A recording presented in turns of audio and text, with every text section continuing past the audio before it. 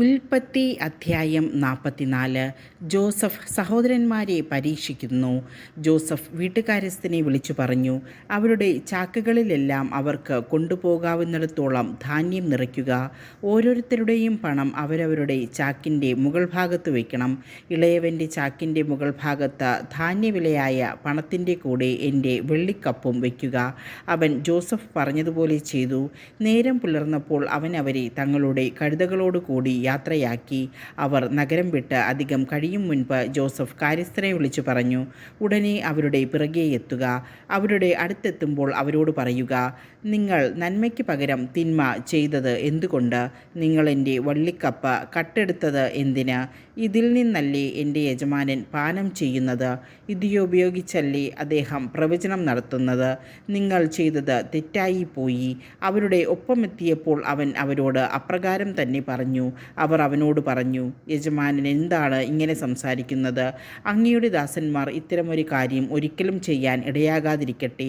ഞങ്ങളുടെ ചാക്കിൽ കണ്ട പണം കാനാൻ ദേശത്തു നിന്ന് ഞങ്ങൾ അങ്ങയുടെ അടുത്ത് തിരികെ കൊണ്ടുവന്നല്ലോ. അപ്പോൾ പിന്നെ ഞങ്ങൾ അങ്ങയുടെ യജമാനൻ്റെ വീട്ടിൽ നിന്ന് പൊന്നും വെള്ളിയും മോഷ്ടിക്കുമോ? അത് അങ്ങയുടെ ദാസരിൽ ആരുടെ പക്കൽ കാണുന്നുവോ അവൻ മരിക്കണം. ഞങ്ങളെല്ലാവരും യജമാനന് അടിമകളുമായിക്കൊള്ളാം. അവൻ പറഞ്ഞു, നിങ്ങൾ പറയുന്നത് പോലെയാവട്ടെ. അത് ആരുടെ കയ്യിൽ കാണുന്നുവോ അവൻ എൻ്റെ അടിമയാകും. മറ്റുള്ളവർ നിരപരാധരായിരിക്കും. ഉടൻ തന്നെ ഓരോരുത്തരും താന്താങ്ങളുടെ ചാക്ക് താഴെ ഇറക്കി കെട്ടഴിച്ചു. മൂത്തവൻ മുതൽ ഇളയവൻ വരെ എല്ലാവരെയും അവൻ പരിശോധിച്ചു. ബെഞ്ചമിൻ്റെ ചാക്കിൽ കപ്പ് കണ്ടെത്തി. അവർ തങ്ങളുടെ വസ്ത്രം വലിച്ചു കീറി ഓരോരുത്തരും ചുമട് കഴുതപ്പുറത്ത് കയറ്റി പട്ടണത്തിലേക്ക് തന്നെ മടങ്ങി. യൂദായും സഹോദരന്മാരും ജോസഫിൻ്റെ വീട്ടിലെത്തി. അവൻ അപ്പോഴും അവിടെ ഉണ്ടായിരുന്നു. അവർ അവൻ്റെ മുൻപിൽ കമിഴ്ന്നു വീണു. ജോസഫ് അവരോട് ചോദിച്ചു, എന്ത് പ്രവൃത്തിയാണ് നിങ്ങൾ ചെയ്തത്? എന്നെപ്പോലൊരുവന് ഊഹിച്ചറിയാൻ കഴിയുമെന്ന് നിങ്ങൾക്കറിഞ്ഞുകൂടെ? യൂദാ അവനോട് പറഞ്ഞു, ഞങ്ങൾ എന്താണ് യജമാനനോട് പറയുക? ഞങ്ങൾ നിരപരാധരാണെന്ന് എങ്ങനെ തെളിയിക്കും? ദൈവം അങ്ങയുടെ ദാസരുടെ കുറ്റം കണ്ടുപിടിച്ചിരിക്കുന്നു. ഇതാ ഞങ്ങൾ അവിടുത്തെ അടിമകളാണ്, ഞങ്ങളും കപ്പ് കൈവശമുണ്ടായിരുന്നവനും. എന്നാൽ അവൻ പറഞ്ഞു, ഞാനൊരിക്കലും അങ്ങനെ ചെയ്യുകയില്ല. കപ്പ് കൈവശമിരുന്നവൻ മാത്രം എനിക്ക് അടിമയായിരുന്നാൽ മതി. മറ്റുള്ളവർക്ക് സമാധാനമായി പിതാവിൻ്റെ അടുത്തേക്ക് പോകാം. അപ്പോൾ യൂദാ അവൻ്റെ അടുത്ത് ചെന്ന് പറഞ്ഞു, എൻ്റെ യജമാനനെ ഒരു വാക്കുകൂടി പറഞ്ഞു കൊള്ളട്ടെ. എൻ്റെ നേരെ അങ്ങ് കോപിക്കരുതേ. അങ്ങ് ഫറവോയ്ക്ക് സമനാണല്ലോ. യജമാനനായ അങ്ങ് ദാസന്മാരോട് നിങ്ങൾക്ക് പിതാവോ സഹോദരനോ ഉണ്ടോ എന്ന് ചോദിച്ചു.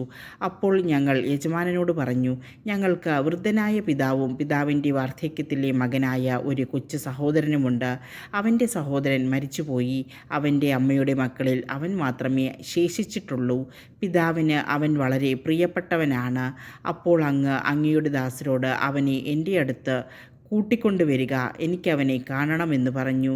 ഞങ്ങൾ അങ്ങയോടുണർത്തിച്ചു. ബാലന് പിതാവിനെ വിട്ടു പോരാൻ വയ്യ. കാരണം അവൻ പോന്നാൽ പിതാവ് മരിച്ചു പോകും. നിങ്ങളുടെ സഹോദരൻ കൂടെ വരുന്നില്ലെങ്കിൽ നിങ്ങളിനി എന്നെ കാണുകയില്ല എന്ന് അങ്ങ് പറഞ്ഞു. അങ്ങയുടെ ദാസനായ ഞങ്ങളുടെ പിതാവിൻ്റെ അടുത്തെത്തിയപ്പോൾ അങ്ങ് പറഞ്ഞതെല്ലാം ഞങ്ങൾ അവനെ അറിയിച്ചു. പിതാവ് ഞങ്ങളോട് വീണ്ടും പോയി കുറേ ധാന്യം കൂടി വാങ്ങിക്കൊണ്ടുവരാൻ ആവശ്യപ്പെട്ടു.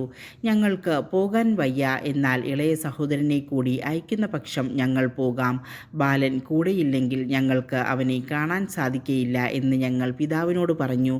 അപ്പോൾ അങ്ങയുടെ ദാസനായ ഞങ്ങളുടെ പിതാവ് പറഞ്ഞു, എൻ്റെ ഭാര്യ 2 പുത്രന്മാരെ എനിക്ക് നൽകി എന്ന് നിങ്ങൾക്കറിയാമല്ലോ. ഒരുവൻ എന്നെ വിട്ടുപോയി. അപ്പോൾ ഞാൻ പറഞ്ഞു, തീർച്ചയായും അവനെ വന്യമൃഗം ചിന്തിക്കീറിക്കാണും. പിന്നെ അവനെ ഞാൻ കണ്ടിട്ടില്ല. ഇവനെയും കൊണ്ടുപോയിട്ട് ഇവനെന്തെങ്കിലും പിടഞ്ഞാൽ വൃദ്ധനായ എന്നെ ദുഃഖത്തോടെ നിങ്ങൾ പാതാളത്തിലാഴ്ത്തുകയായിരിക്കും ചെയ്യുക. അവൻ്റെ ജീവൻ ബാലൻ്റെ ജീവനുമായി ബന്ധിക്കപ്പെട്ടിരിക്കൊണ്ട് ഞാൻ അവനെ കൂടാതെ പിതാവിൻ്റെ അടുത്ത് ചെന്നാൽ ബാലനില്ലെന്ന് കാണുമ്പോൾ അവൻ മരിക്കും. വൃദ്ധനായ പിതാവിനെ ദുഃഖത്തോടെ ഞങ്ങൾ പാതാളത്തിലാഴ്ത്തുകയായിരിക്കും ചെയ്യുക. കൂടാതെ ഞാൻ അവനെ അങ്ങയുടെ പക്കൽ തിരിച്ചെത്തിക്കുന്നില്ലെങ്കിൽ ജീവിതകാലം മുഴുവൻ ഞാൻ അങ്ങയുടെ സമക്ഷം കുറ്റക്കാരനായിരിക്കും എന്ന് പറഞ്ഞ് അങ്ങയുടെ ദാസനായ ഞാൻ ബാലനെക്കുറിച്ച് പിതാവിൻ്റെ മുൻപിൽ ഉത്തരവാദിത്തം ഏറ്റെടുക്കുകയും ചെയ്തിട്ടുണ്ട്. അതിനാൽ ബാലന് പകരം അങ്ങയുടെ അടിമയായി നിൽക്കാൻ എന്നെ അനുവദിക്കണമെന്ന് ഞാൻ അപേക്ഷിക്കുന്നു. ബാലൻ സഹോദരന്മാരുടെ കൂടെ തിരിച്ച് പൊയ്ക്കൊള്ളട്ടെ. അവനെ കൂടാതെ ഞാൻ എങ്ങനെ പിതാവിൻ്റെ അടുത്ത് ചെല്ലും? അവന് സംഭവിക്കുന്ന ദുരന്തം ഞാൻ എങ്ങനെ സഹിക്കും?